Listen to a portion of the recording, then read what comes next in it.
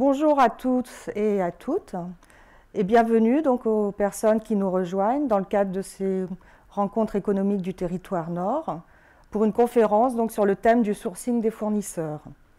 Quelques précisions tout d'abord sur le sourcing. Il s'agit pour l'acheteur d'organiser des échanges avec les entreprises en amont de la procédure, en amont de la consultation.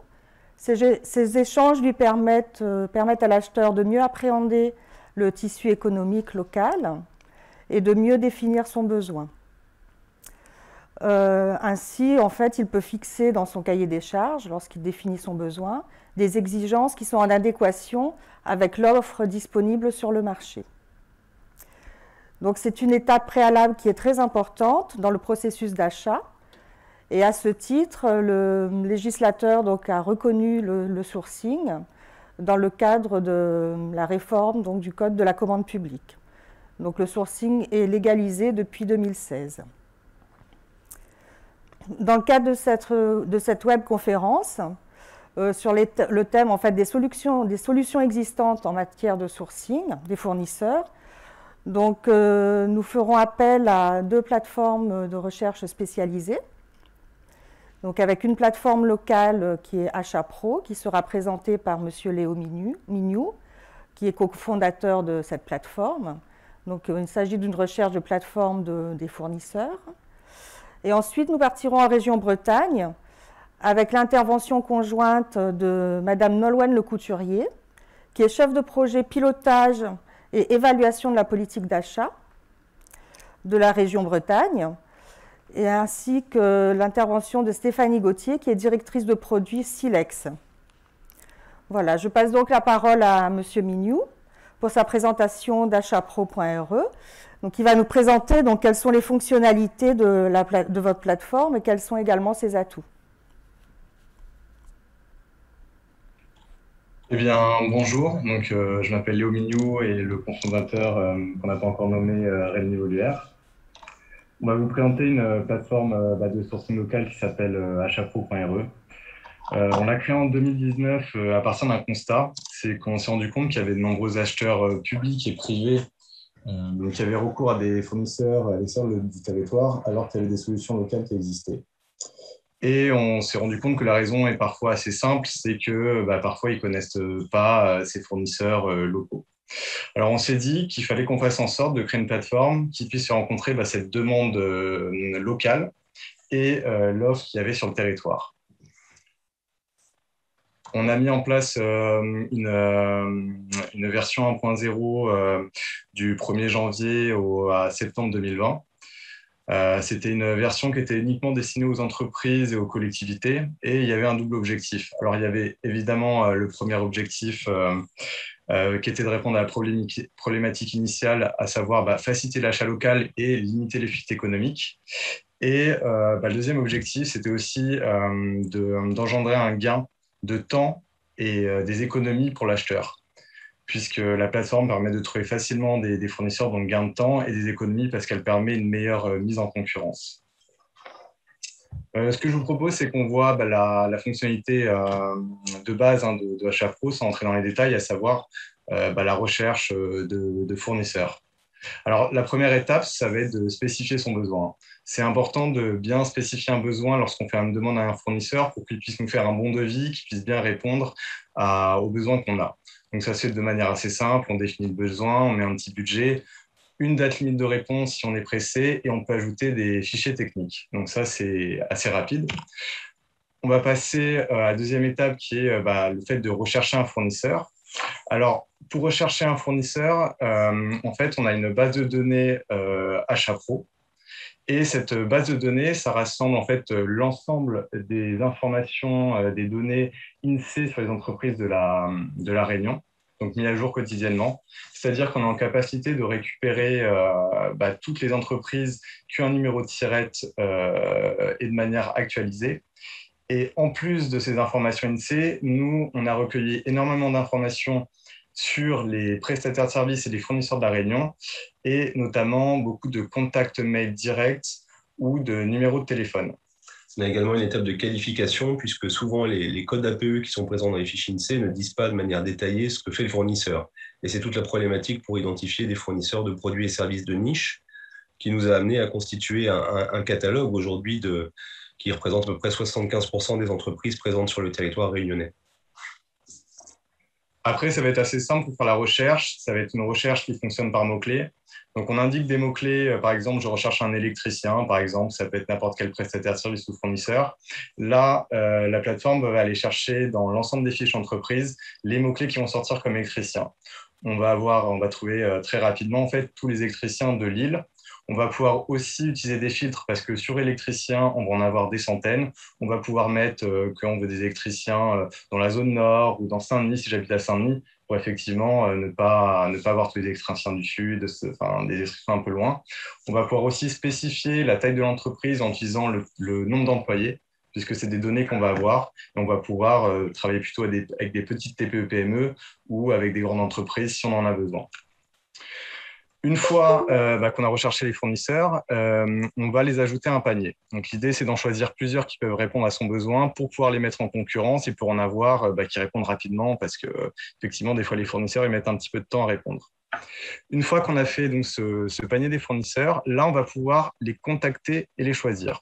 On va avoir un tableau global où on va retrouver en fait, toutes les informations sur les paniers fournisseurs qu'on a pris.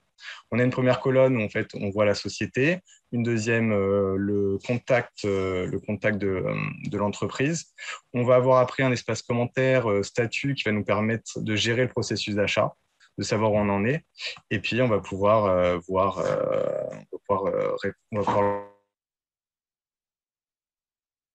le choisir ou pas un fournisseur. Il y a une chose qui est importante, c'est le contact, c'est d'avoir des contacts de fournisseurs assez rapidement. Donc, nous, on a toutes nos données. Comme je vous disais, on avait 20 000 contacts mail et 30 000 contacts d'entreprise. Lorsqu'on va cliquer sur contacter un fournisseur, là, on va avoir accès à l'ensemble des données qu'on a sur un fournisseur. Par exemple, on a une entreprise X, on va avoir son nom, bien souvent son poste, et les mails et les téléphones qu'on a pu renseigner. On va avoir des données qui vont être complètes, d'autres un peu moins. Si on ne va pas avoir le nom et le poste sur un contact, bien souvent, ça va être le contact d'accueil de l'entreprise, le contact standard. Sur cette fiche contact, on a décidé en fait de laisser le choix à l'utilisateur de passer par notre plateforme ou ne pas passer par la plateforme. C'est-à-dire qu'il peut utiliser son mail d'entreprise ou appeler le fournisseur directement, et là, ne plus utiliser AchatPro pour gérer son processus d'achat, ou il peut utiliser envoyer un mail. Et là, nous, on va générer un mail qui dit vous avez un client qui vous demande un devis, et on va envoyer le besoin qui a été spécifié dans l'étape 1. Ce double processus, il est issu de nos tests avec les acteurs publics et privés qui ont des besoins différents.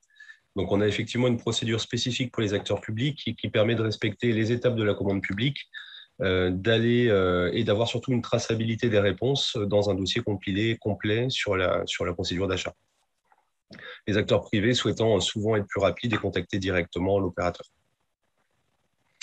Et donc, une fois qu'on a contacté les fournisseurs et qu'on a choisi le fournisseur qui nous faisait la meilleure offre, qui répondait mieux à notre besoin, on peut cliquer sur choisir ce fournisseur. Et là, l'intérêt, c'est bien sûr d'envoyer un mail au fournisseur en disant qu'il a été choisi sur ce marché. Et surtout, le gros intérêt, c'est d'envoyer un mail à ceux qui n'ont pas été retenus pour leur dire qu'ils n'ont pas été pris pour ce marché. Ça évite des relances et puis ça permet effectivement de tenir au courant ses fournisseurs. On va revenir un peu sur les 9 mois d'exploitation, puisqu'on a eu 9 mois d'exploitation sur la version 1.0. Sans communiquer beaucoup et en ayant peu d'historique, on s'est rendu compte qu'il y avait une grosse demande du marché quand même. On a eu 320 marchés qui ont été passés sur AchatPro sur ces 9 mois.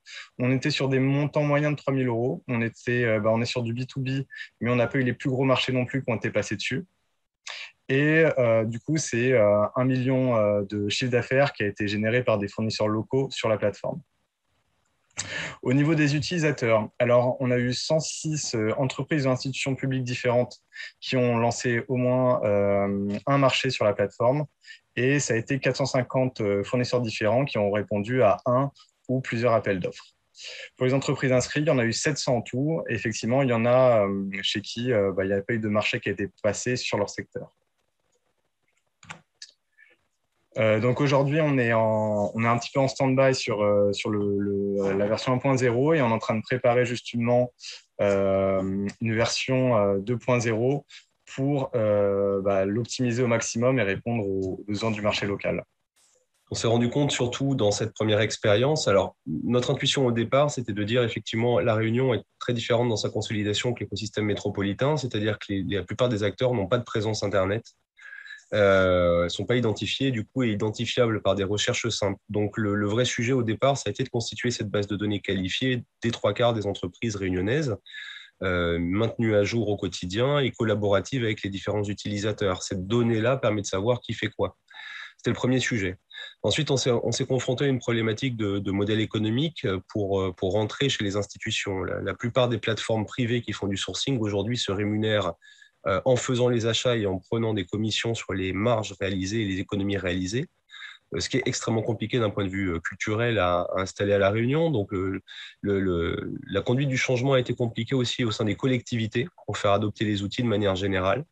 C'est des difficultés qu'on a rencontrées. Qui font qu'aujourd'hui, la plateforme fonctionne avec un petit périmètre d'utilisateurs. On n'a pas non plus de budget communication ni de support au développement et à l'innovation à La Réunion, ce sera un autre sujet. Notre réelle perspective pour 2022 aujourd'hui, c'est de créer une vraie plateforme d'achat local qu'on a appelée HAPI, qui serait la même chose, mais qui serait gratuite et qui serait pour tout le monde. Parce qu'en notre sens, mettre en relation les acheteurs et les vendeurs sur un territoire, c'est un service public. C'est rendre service à tout le monde et c'est rendre service au territoire. Voilà. Donc, on souhaiterait aujourd'hui trouver un acteur public qui pourrait nous accompagner là-dedans parce que la vraie problématique, la réelle problématique, elle se passe au bout du fil.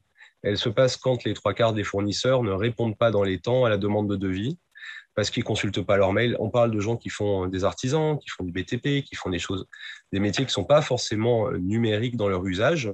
Et effectivement, on a constaté qu'on passait peut-être des fois 5-10 heures sur un sourcing à analyser le besoin de l'acheteur qui n'était pas clair et relancer et affiner avec le prestataire. Voilà, c'était extrêmement long et ce service-là, il est difficile à monétiser en amont et même à savoir en amont. On s'est rendu compte aussi qu'on était sur des recherches de choses très précises.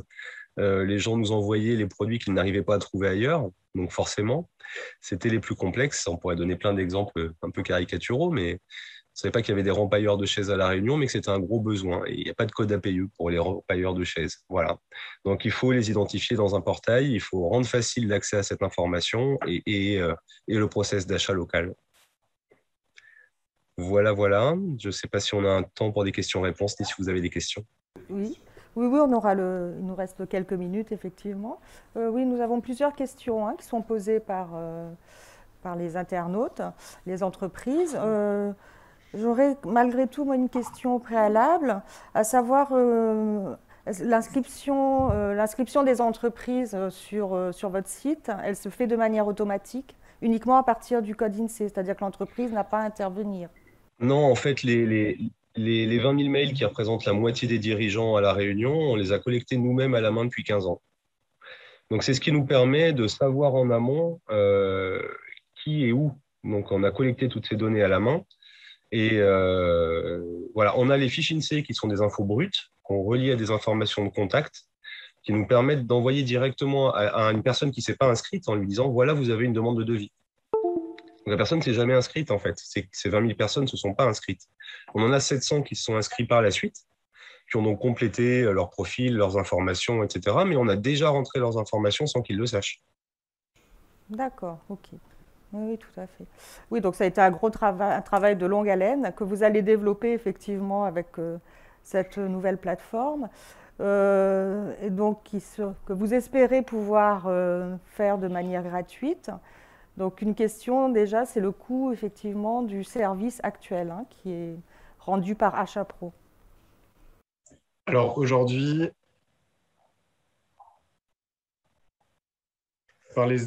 effectivement par les acheteurs, et le coût unique est de 30 € par consultation. Ce qui est toute la difficulté, parce qu'on peut avoir des consultations sur lesquelles on réalise une économie de 30 000 € sur un budget à 100 000 l'année dernière. Et là, on trouve un fournisseur qui répond en local à 70 000. Et effectivement, nous, on prend 30 €. Et on peut passer 12 heures sur cet achat. Donc la problématique, et c'est ce que nous demandent les collectivités, elles nous demandent un prix forfaitaire. Sauf qu'en fait, c'est un service personnalisé. C'est toute la problématique. Et effectivement, c'est pour ça que dans la version 2.0, on a prévu d'optimiser la plateforme pour la rendre entièrement automatique et qu'il n'y ait plus besoin d'opérateurs derrière, mais qu'on puisse rendre le même service. Oui, tout à fait. Ce qui ouvre des perspectives très, très intéressantes, effectivement. J'ai une question de Monsieur Laudune, enfin, si je peux me permettre de donner le nom de la personne d'ailleurs. Est-ce que vous aidez aussi quand il y a des fournisseurs à l'étranger avec toutes les problématiques d'import et de fret? Donc je suppose que la question porte sur le sourcing à l'extérieur, en fait, hors du département. Non, pas du tout. C'est vrai que le parti pris de Achat Pro, c'est avant tout faire travailler les fournisseurs locaux, limiter les fuites économiques et faire travailler en local. En fait, on réfléchit en termes de pôle territorial et régional. Et finalement, des besoins peuvent être répondus en très grande proximité, mais on ne le sait pas. Et on s'en est rendu compte sur la quasi-totalité des achats qui sont passés chez nous. Oui, tout à fait. Alors, il y a également une autre question. Donc, un client local qui utilise cette plateforme, est-ce qu'il est sûr en fait d'avoir une réponse? Est-ce qu'on a des chiffres sur les demandes de devis qui ne seraient pas satisfaits? Alors oui, il faut savoir que quand on envoie un mail à un fournisseur pour avoir une réponse, il y en a beaucoup qui ne répondent pas. Et c'est aussi l'intérêt de la plateforme, c'est de pouvoir envoyer une demande de devis à 8, 9, 10 fournisseurs rapidement. Et dans ce cas-là, sur 10 fournisseurs, on a entre 3 et 5 réponses. Donc oui, on trouve toujours un fournisseur justement en multipliant les réponses. Après, il reste un certain nombre de produits et services qu'on ne pourra pas trouver sur le territoire. Oui, tout à fait. Mais d'où l'intérêt du sourcing, effectivement, pour pouvoir mettre en adéquation les besoins et ce qui existe sur le marché. Et surtout aussi, ça peut être une source d'innovation, justement. Et effectivement, donc ma question était également de savoir si une entreprise, enfin, peut-être dans la plateforme à venir, pourrait intervenir sur sa fiche, justement, si elle développe un produit qui n'est pas encore connu. Est-ce qu'elle pourrait intervenir sur sa fiche contact pour mettre en avant son innovation, son projet d'innovation? Oui, c'est tout l'intérêt et l'intervention des entreprises sur leur fiche, c'est aussi pour nous d'avoir des informations plus qualifiées qui vont permettre à nos utilisateurs de mieux trouver les entreprises, donc bien entendu. Elles peuvent le faire de manière spontanée, elles peuvent le faire quand elles sont consultées. Au moment où elles répondent, elles peuvent créer ce compte à ce moment-là. D'accord, très bien.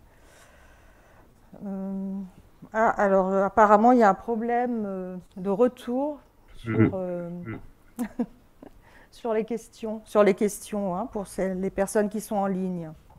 Donc, je m'en excuse.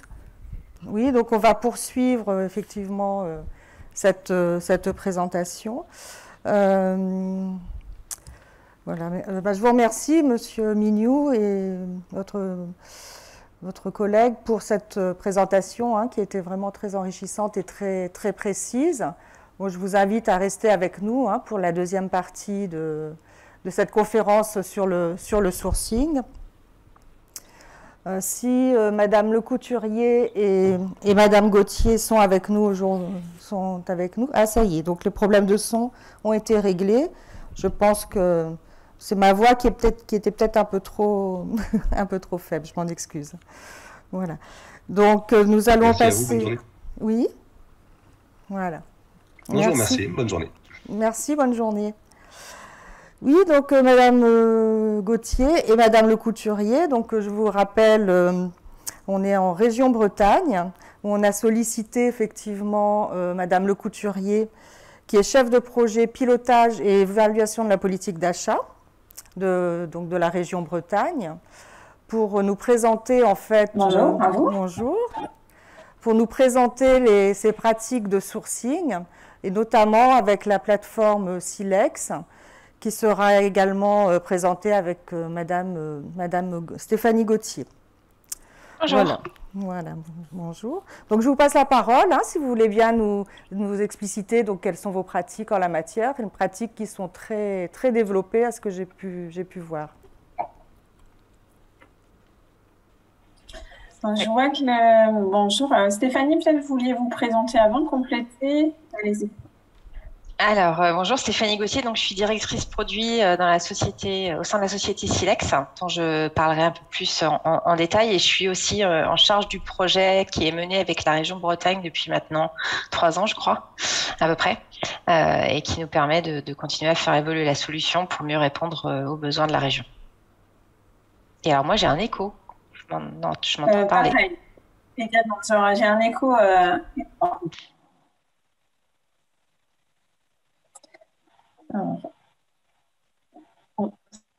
Du coup, ça fera un petit peu moins fluide, peut-être. D'accord. Bon, on va continuer si vous voulez bien. Je vous laisse commencer donc sur. Oui, on va faire en sorte. Merci. Alors, du coup, on s'est répartis avec Silex. On a l'habitude de travailler ensemble. Donc, on a monté un support ensemble. Dans un premier temps, dans cette petite session-là de présentation, moi, je vais plutôt vous parler de la politique achat de la région Bretagne, savoir comment on a travaillé, quels sont nos enjeux, nos objectifs dans notre politique d'achat. Et puis ensuite, je laisserai la parole à Silex pour présenter plus concrètement l'espace numérique de sourcing. Stéphanie, n'hésitez pas à me couper s'il y a des choses que j'aurais loupées dans ma présentation, parce que voilà, on travaille vraiment en symbiose, là, effectivement, depuis 3 ans, et c'est une vraie relation de partenariat. Alors, que vous dire? Qu'en fait, effectivement, la politique achat de la région Bretagne, elle a l'ambition d'être vraiment ancrée dans son écosystème. Ça fait un peu écho avec ce que j'entendais là tout à l'heure, de parler qu'on va à la recherche de partenariats locaux. Alors nous, on est plutôt en train de parler d'écosystème. Et sur cette slide, on vous l'a représenté comme 2 cercles de même diamètre. Et c'est vraiment important pour nous, puisqu'on voit la commande publique comme une relation équilibrée. Une relation équilibrée entre la demande qui peut émaner de nombreux prescripteurs chez nous, que ce soit de l'élu à un expert métier en la maison, qui a une délégation pour commander, pour acheter, et puis une relation équilibrée avec l'écosystème qui va nous permettre de garantir notre offre de commande, d'accéder à notre requête. Alors, sachant que quand on parle de l'offre, on a un spectre assez large, ça va des TPE, PME, aux grandes entreprises comme aux organisations professionnelles ou aux toutes petites associations. On ne fait pas de singularité, on a le traitement égal pour, peu importe pour les identités. Et notre objectif, effectivement, est bien d'avoir une relation équilibrée. Alors, ça se joue aussi donc, on a déjà impulsé des démarches territoriales d'animation. Donc, on a lancé sur 2 objectifs qui sont l'alimentation et le bâtiment, donc avec ce qu'on a appelé des politiques territoriales. Donc, Braise Alim, qui est devenu maintenant le bien manger pour tous dans les lycées notamment, et le Braise Bâti pour avoir des achats vertueux dans le domaine commande du bâti. On a en parallèle développer la commande publique en mode plateforme, ce qui est en fait l'accès à la commande publique de manière modernisée. On voulait effectivement se doter d'une plateforme de sourcing pour optimiser nos requêtes et la rencontre avec nos prestataires. On a mis en place une plateforme de dématérialisation des marchés publics pour rendre les démarches plus souples et puis plus opérante, plus rapide. Voilà, donc c'est dans cet écosystème que l'on travaille et vraiment, c'est notre ambition. On peut passer à la 2e slide, s'il vous plaît. Alors, cette politique d'achat, on l'a inscrite dans un document qui s'appelle le schéma des achats économiquement responsables. Alors, on le verra tout à l'heure, j'ai fait apparaître. Donc, il a été adopté par l'Assemblée en juin 2018 et il s'articule autour de 4 chantiers. Donc, je ne vais pas vous les énoncer, mais qui ont vraiment, alors ces chantiers qui lancent des grandes thématiques et qui sont assortis d'engagements chiffrés et d'objectifs opérationnels. Parce qu'en fait, quand on écrit quelque chose, quand une assemblée prend une décision, ça pourrait être, comme on dit, c'est pas quand même jusque-là, mais un coup d'épée dans l'eau. Si ça n'était pas assorti d'engagements chiffrés, datés, eh bien, à un moment donné, on ne se mettrait pas en position d'avoir un retour d'expérience et de prendre de la hauteur par rapport à ce qu'elles étaient nos objectifs. Donc, pour ça, on a des objectifs, des pourcentages cibles à atteindre. Donc, par exemple, un taux de rotation fournisseur. Donc, on veut faire rentrer le plus grand nombre d'entreprises dans la commande publique région Bretagne. Donc, on a un taux de rotation fournisseur qu'on va observer. Et donc, on prend un engagement d'un taux fournisseur qui augmente et à telle date qui devra s'opérer à tel montant. Donc, c'est vraiment une politique qui se veut très engageante et prescriptive. Donc, comme je le disais, on peut passer à la slide suivante. On l'a inscrit dans le schéma des achats économiquement responsables. Et ce schéma-là, en fait, il a vocation à être intégré par l'ensemble de nos directions, de nos services, de tout l'ensemble des prescripteurs et des acheteurs de la maison Région Bretagne. Et pour ce faire, on l'a décliné dans ce qu'on appelle, nous, le cercle vertueux des achats, c'est-à-dire qu'à partir du moment où vous respectez bien les 7 phases de l'achat qu'on a identifiées, alors à la fois dans le contenu des phases, mais aussi dans la temporalité, eh bien, vous rentrerez dans un achat vertueux et vous permettrez de concourir à rentrer dans les objectifs qui ont été posés par le schéma des achats économiquement responsables. Alors ça demande une grande pédagogie auprès des services qui avaient trop peu, peut-être trop d'habitude, qui pour certaines avaient l'habitude de contractualiser toujours avec les mêmes entreprises parce qu'effectivement, il y a certains domaines, ça peut être des niches. Mais notre objectif, nous, c'est effectivement de leur insuffler l'idée qu'il faut repenser l'achat peut-être bien et souvent bien en amont pour pouvoir rentrer dans cet engagement de remettre à plat les relations contractuelles. C'est pas voilà. On n'a pas des partenaires. Alors, on a effectivement des partenaires historiques, mais demain qui pourront changer. Donc, ça commence dès la survenance du besoin. Donc, avec la programmation, on va aller recenser, voir un petit peu quels sont les achats qui vont s'effectuer sur l'avenir. Et puis, on va parler aussi plus précisément de l'outil de sourcing qui va nous permettre d'aller à la rencontre de fournisseurs potentiels et de nouveaux fournisseurs.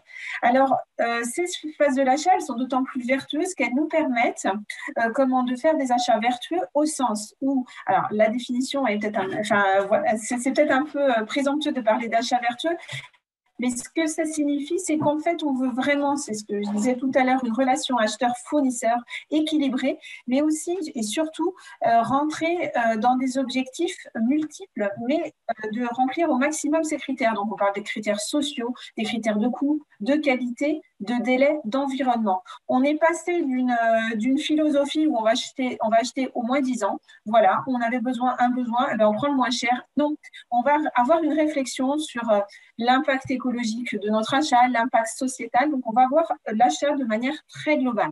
Donc, c'est pour ça qu'on dit qu'on a une vocation multiple en achetant. Voilà, c'est un acte quasiment politique d'acheter. Alors, on peut passer à la slide suivante, s'il vous plaît. Donc, pour ce faire, on s'est doté d'une plateforme de sourcing dont Stéphanie va vous parler. Alors, peut-être, il est intéressant effectivement de se remémorer ce qu'est le sourcing. Alors, le sourcing, c'est une méthode d'analyse marketing, vraiment, c'est inspiré du marketing qui va nous permettre de répondre à la satisfaction maximale du couple produit-fournisseur. J'ai un besoin et le produit devra répondre au maximum à mon attente. Il faudra aussi que je regarde le marché fournisseur. Qu'est-ce qui se fait? Alors, on entendait parler tout à l'heure des repailleurs de chaises. C'est par exemple de se dire, oui, j'ai un besoin qui est spécifique, mais est-ce que j'ai un marché fournisseur face à moi qui s'offre pour satisfaire mon besoin? Et est-ce que dans mon achat, je vais pouvoir répondre à toutes les caractéristiques environnementales et les contraintes juridiques. Donc, en fait, c'est l'agrégation de ces items qui fait qu'on on fait un sourcing et qui nous permettra, en fait, de nous satisfaire en tant qu'acheteur et pour les fournisseurs aussi de créer d'autres opportunités. Monsieur disait auparavant, pour les rempailleurs de chaises, j'imagine qu'en fait, si on n'était pas venu les chercher, si on n'était pas venu les sourcer, ils n'auraient pas vu l'achat comme une opportunité. Donc, effectivement, c'est de créer des opportunités et d'entrer dans un achat qui n'est pas juste un achat, mais un achat efficient. Voilà. Donc, je pense que je vais passer, je crois que ensuite, je passe la parole à Stéphanie qui nous montre concrètement comment on fait un sourcing à la région Bretagne. Voilà. Merci Nolwenn. Oui, effectivement, donc maintenant je vais vous parler un peu plus de Silex et de la façon dont nous accompagnons les acheteurs et les entreprises dans cette étape de sourcing. Donc quelques mots rapides sur la société. Donc nous sommes une société qui est basée en France métropolitaine, en région parisienne pour la partie commerciale, marketing et tous les personnes qui sont plus proches des clients. Et puis on a une équipe technique qui est dans le sud de la France, à Sophia Antipolis, puisqu'on a développé nous des fonctionnalités, des solutions qui sont basées sur la technologie et la donnée fournisseur, la donnée sur les entreprises pour nous permettre justement d'identifier les entreprises qui vont répondre le mieux possible à un besoin exprimé par un acheteur.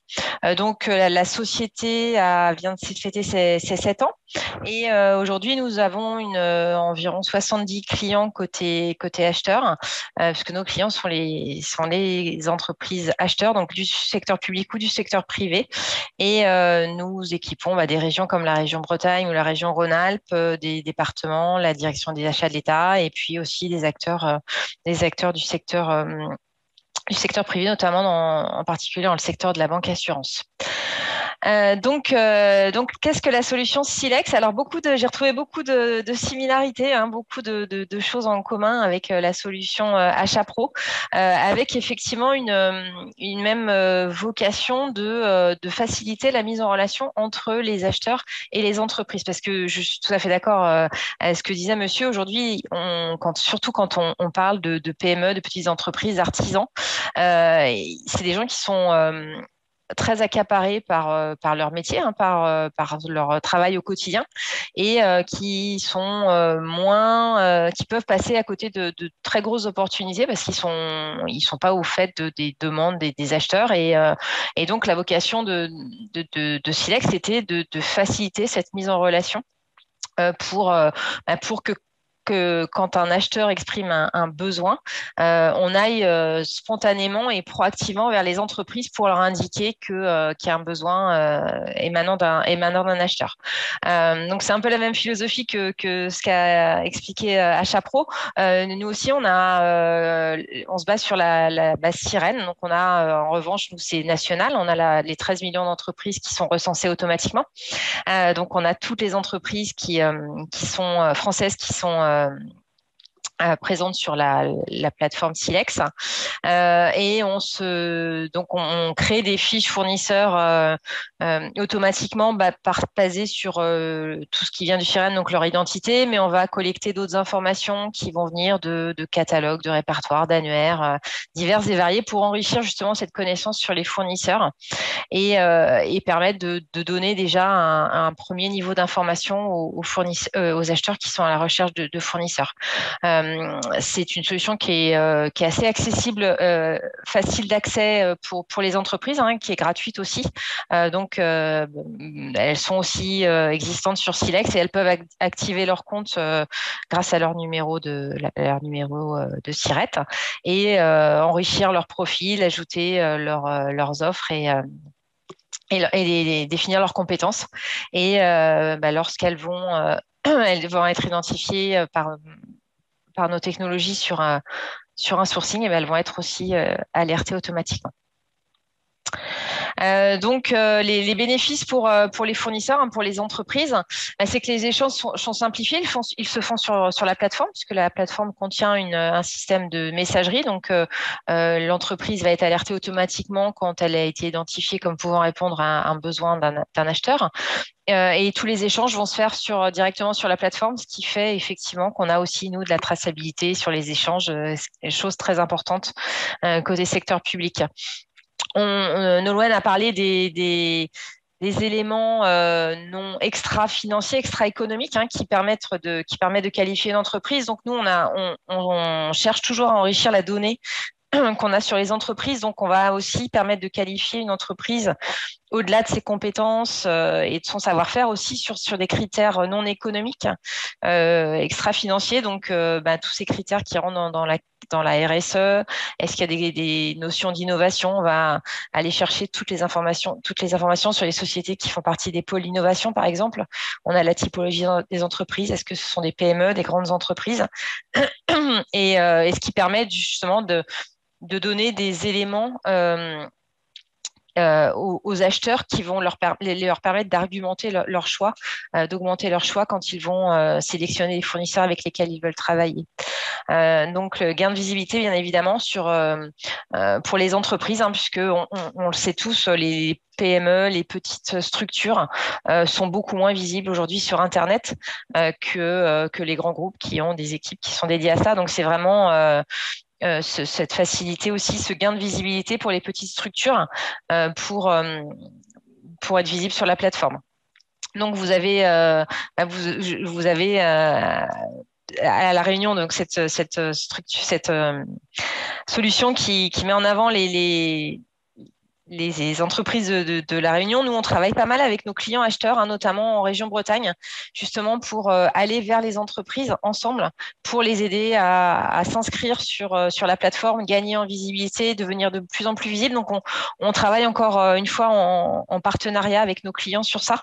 On travaille donc effectivement avec la région Bretagne pour solliciter les entreprises à s'inscrire et à gagner encore en visibilité sur la plateforme pour être encore plus visible. Donc donc c'est ici un système très simple. Les fournisseurs, les entreprises peuvent s'inscrire sur la plateforme en indiquant leur SIRET. Elles vont ensuite avoir un espace qui leur est dédié, sur lesquelles elles peuvent enrichir leurs données pour compléter toutes les informations que nous allons nous-mêmes collecter et donc enrichir encore notre connaissance qui va nous permettre de faire du sourcing plus ciblé et de mieux identifier les besoins.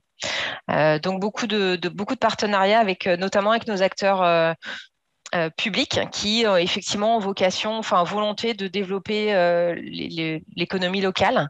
Donc c'est pour ça qu'on travaille en partenariat avec notamment les régions les collectivités territoriales en fait qui ont vocation à développer leur territoire.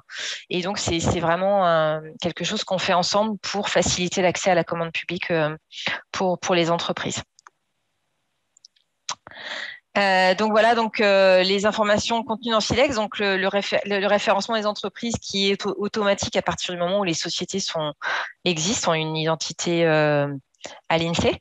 Ensuite, elles peuvent s'inscrire sur Silex, enrichir leur profil et puis, comme je le disais, échanger directement avec les acheteurs qui ont exprimé un besoin. Et système entièrement gratuit pour les entreprises. Je vais répondre à la question qui avait été posée tout à l'heure sur le modèle économique. C'est un modèle qui est payant pour les acheteurs qui nous utilisent. Et on a un modèle qui est sur une base d'abonnement. Donc là, ici, on vous a parlé de la brique de sourcing, mais on a développé aussi d'autres fonctionnalités pour étoffer la plateforme Silex pour en faire un vrai outil pour les acheteurs. Et on a travaillé beaucoup, notamment avec la région Bretagne, pour aller plus loin dans l'accompagnement des acheteurs, en fait, dans toute cette partie amont de l'achat, pour justement anticiper le plus tôt le besoin et l'identification des fournisseurs pour les aider à atteindre leurs objectifs de performance achat. Donc voilà, et donc ici, à l'écran, vous voyez à quoi peut ressembler un profil entreprise. Donc lorsque les entreprises s'inscrivent et accèdent à leur espace, elles peuvent renseigner pas mal de choses concernant leurs compétences, leurs références, des offres de services ou des articles de presse. Donc c'est un espace qui est assez facile à remplir, très facilement accessible et qui permet aux entreprises de se valoriser et de valoriser leur savoir-faire. Alors une petite spécificité aussi sur Silex, je vous ai dit qu'on pouvait, une entreprise, on travaillait avec certains de nos clients tels que la région Bretagne pour inviter les entreprises du territoire breton à se faire connaître pour être mieux référencées, mieux identifiées par la région Bretagne, par exemple, qui est un de nos clients. Mais une fois qu'une entreprise est inscrite sur Silex, que ce soit à l'invitation d'un de nos clients ou spontanément parce qu'elle a été sollicitée sur un sourcing ou parce qu'elle a entendu parler de la plateforme, elle va devenir visible automatiquement à tous les clients, tous les acheteurs qui utilisent Silex. Donc, toutes les données que va mettre une entreprise, en fait, vont bénéficier à toute la communauté acheteur qui utilise Silex. Donc, on est vraiment dans cette logique du dites-le-nous une fois et on ne veut pas solliciter les entreprises à chaque fois qu'elles vont être sollicitées sur un sourcing.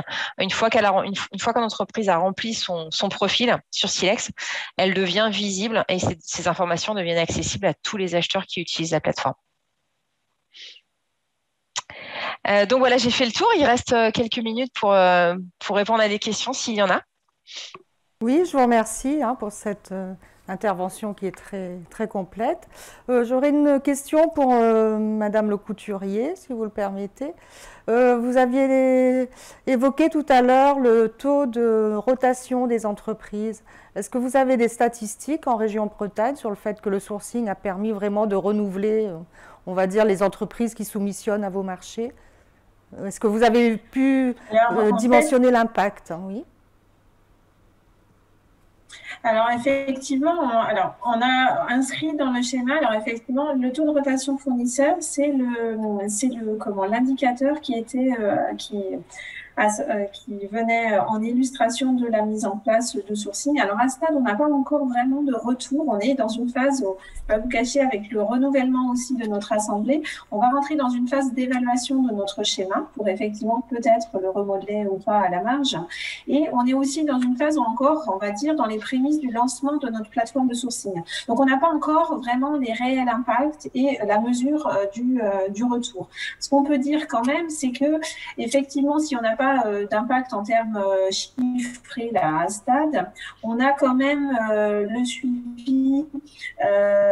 On a quand même déjà été à la rencontre de nos fournisseurs lors des réunions de programmation et on a ressenti un vif intérêt des entreprises qui ont compris qu'effectivement, l'objectif du sourcing, c'est d'aller à la rencontre, on le disait, notamment pour les TPE-PME qui n'ont pas accès à la commande publique parce qu'elles ne méconnaissent la commande publique, qui ont un vif intérêt. Et du coup, voilà, on est dans une phase de développement de notre plateforme, de faire connaître la plateforme pour effectivement en mesurer les impacts. Stéphanie peut peut-être compléter, effectivement, on est encore aux prémices. Voilà. Ouais. Effectivement, mais c'est vrai que c'est des changements aussi d'habitude. Donc, que ce soit côté acheteur, comme le disait Nolwenn, en fait, il y avait des habitudes qui étaient prises d'aller plutôt sur le prix ou sur des fournisseurs avec lesquels on avait l'habitude de travailler, ou alors on connaît les gros acteurs. Donc, c'est des choses qui prennent du temps, puisque aller vers des acteurs qui sont plus proches de nous, intégrer des critères plus larges, tels que effectivement la proximité, le fait que ce soit des PME, des sociétés innovantes, ça nécessite un accompagnement au changement, mais de part et d'autre. Donc, c'est assez intéressant, justement, le travail qui est fait en région Bretagne pour aller aussi vers les entreprises est très intéressant, mais c'est un travail de long terme. On voit effectivement des belles réussites. On l'a vu chez certains de nos clients avec des beaux rapprochements, des belles choses qui se mettent en place, mais c'est de l'acculturation, c'est de la gestion du changement qui doit se faire de part et d'autre. Est-ce que vous avez également une démarche territorialisée en ce qui concerne votre sourcing? Vous avez une démarche qui est beaucoup plus large au niveau du territoire, de la région? Parce que depuis, effectivement, le thème de la journée, c'est les rencontres économiques du territoire. Donc on est effectivement très axé sur le développement local, on va dire. Voilà. Donc je voulais avoir en fait vos pratiques par rapport à cette thématique. Alors effectivement, on a à cœur d'animer nos territoires, mais il faut quand même pas oublier qu'on est soumis aux règles de la commande publique qui interdisent le localisme. Et après, effectivement, la région Bretagne s'est déployée dans les territoires, donc elle a vocation à aller au plus près des entreprises, au plus près dans des antennes territoriales. En fait, on a 4 antennes qui sont, voilà. On n'est plus une collectivité rhéno-rennaise. En fait, on a déployé du monde au plus près de nos acteurs économiques locaux. Mais il ne faut pas oublier qu'effectivement, on reste contraint par le Code des marchés publics qui ne donne pas une pleine latitude sur un localisme. Donc, effectivement, le sourcing, OK, mais pas, il faut vraiment qu'on reste dans les règles de la commande publique. On fait vraiment attention à ça. Oui, tout à fait, on est bien d'accord hein, sur les prescriptions du Code de la commande publique. Hein.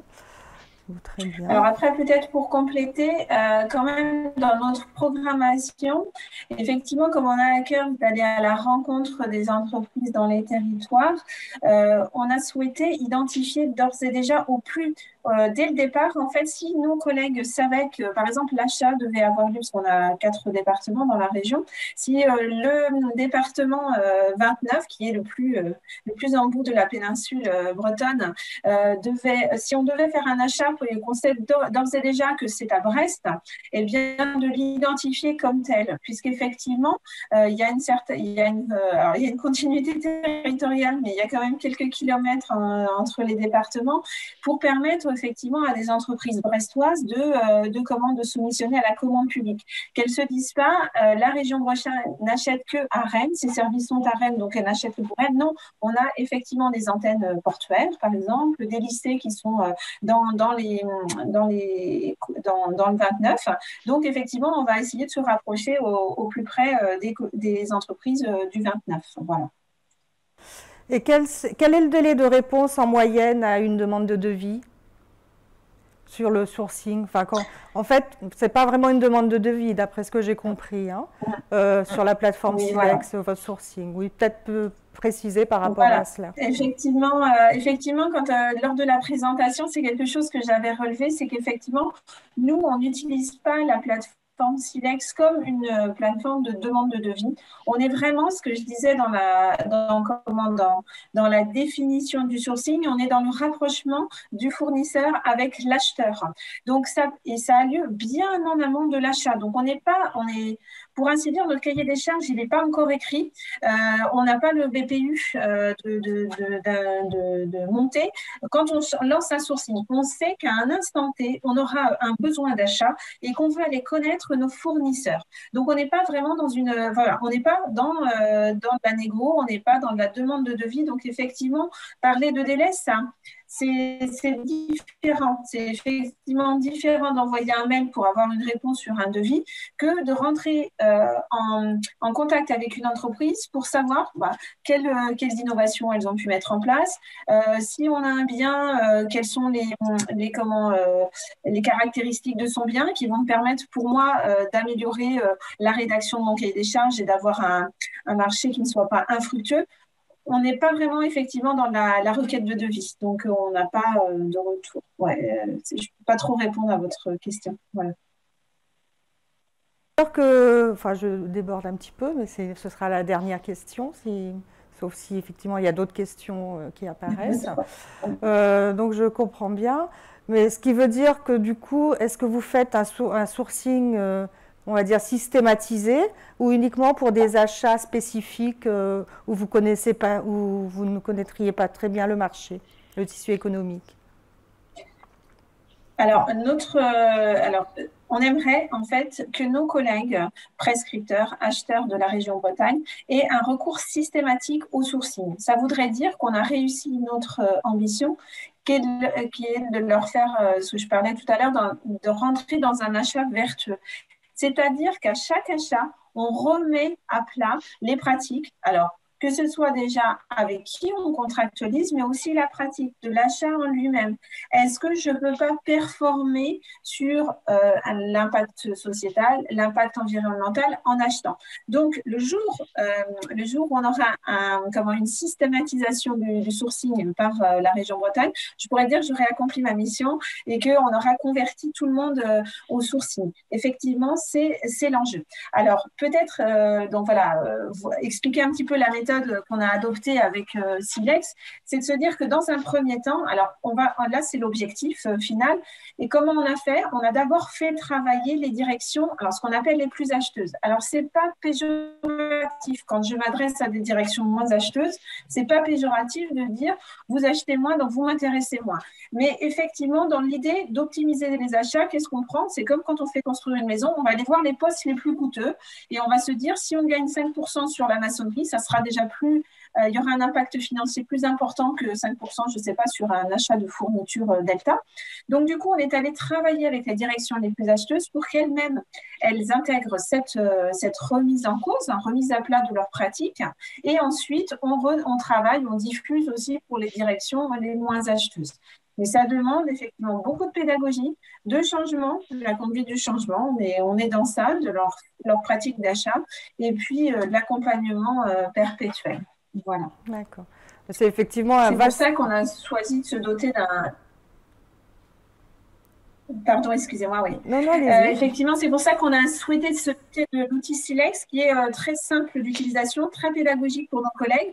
Quand on arrive avec effectivement une idée de changement, l'idée, c'est aussi de leur donner des outils qui soient simples, en fait, pour pouvoir rentrer dans cette nouvel état d'esprit. Voilà. D'accord. Bon, effectivement, c'est un vaste chantier et je constate que la plateforme Silex finalement vient encore bien en amont par rapport à AchatPro, qui est une plateforme locale qui a été développée et présentée tout à l'heure. Donc, en fait, ces plateformes pourraient être en quelque sorte complémentaires. Voilà. Oui. Donc, s'il n'y a pas d'autres questions, à moins que vous ayez une dernière intervention. Non, si ce n'est que vous remercier. Très bien, oui, je vous remercie. Merci d'avoir fait participer. Effectivement pour votre intervention là, donc, qui a permis de mettre en exergue les enjeux du sourcing et de présenter tout l'intérêt à la fois pour les acheteurs publics et également pour les entreprises. Donc côté acheteur, pour les administrations qui souhaiteraient aller plus loin, donc, le ministère a publié un guide du sourcing, qui est un cadre très opérationnel pour pouvoir mettre en pratique toutes les démarches de sourcing que vous souhaiteriez mener. Alors, côté entreprise, l'une des problématiques, en fait, aussi, c'est de se faire référencer. Notamment, parce qu'on le voit, les collectivités n'utilisent pas encore de plateforme de sourcing. Donc, vous pouvez vous faire référencer auprès de la CINOR notamment. Donc, c'était aussi un des thèmes de la journée. Donc, je vous rappelle l'adresse mail pour vous faire référencer en précisant votre domaine d'activité, donc auprès du service marché à achat.marche@cinor.re. Voilà, je vous remercie de votre attention.